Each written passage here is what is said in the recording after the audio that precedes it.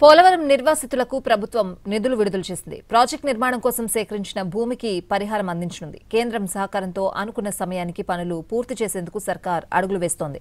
నిర్వాసితులకు రాష్ట్ర ఆర్థిక శాఖ 1100 కోట్లను రిలీజ్ చేసింది. పోలవరం నిర్వాసితులకు పునరావాస కల్పనపై ఏపీ ప్రభుత్వం దృష్టి సారించింది. ఇప్పటికే ప్యాకేజీ అమలుకు రాష్ట్ర ఆర్థిక శాఖ 1100 కోట్లు విడుదల చేసింది.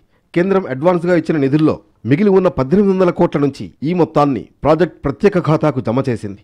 తొలి దశలో 41.15 మీటర్ల కాంటూరు పరిధిలోని నిర్వాసితులకు పరిహారం అందనుంది. కూటమి ప్రభుత్వం ఏర్పడిన వెంటనే పునరావాసం కింద దాదాపు 1000 కోట్లను నేరుగా నిర్వాసితుల ఖాతాల్లో జమ చేసింది. ఇప్పుడు మరో 1100 కోట్లను విడుదల చేయడంతో నిర్వాసితుల్లో సంతోషం వ్యక్తమవుతోంది.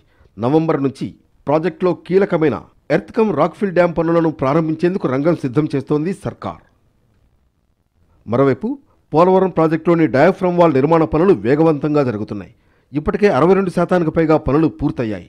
డయాఫ్రమ్ వాల్ 1396 మీటర్ల పొడవు నిర్మించాల్సి ఉండగా ఇప్పటి వరకు 720 మీటర్లకు పైగా పని పూర్తయింది.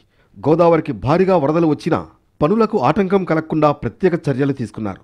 దీంతో అనుకున్న సమయానికి డయాఫ్రమ్ వాల్ నిర్మాణం పూర్తయ్యే అవకాశాలు కనిపిస్తున్నాయి.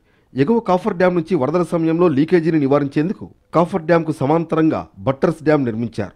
లీకేజీ ద్వారా వచ్చిన నీటిని 80 మోటార్ల ద్వారా బయటకు తోడేశారు. డయాఫ్రమ్ వాల్ నిర్మాణానికి అంతరాయం కలగలేదు.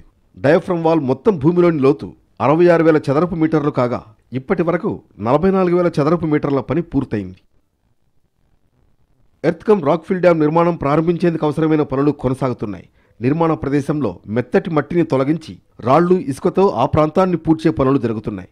ప్రభుత్వం నిర్దేశించిన సమయానికి డయాఫ్రమ్ వాల్ నిర్మాణంతో పాటు ఎర్త్కమ్ రాక్ఫిల్ డ్యాం నిర్మాణం పూర్తి చేసేందుకు అధికారులు, కాంట్రాక్ట్ ఏజెన్సీ ప్రతినిధులు అన్ని చర్యలు తీసుకుంటున్నారు.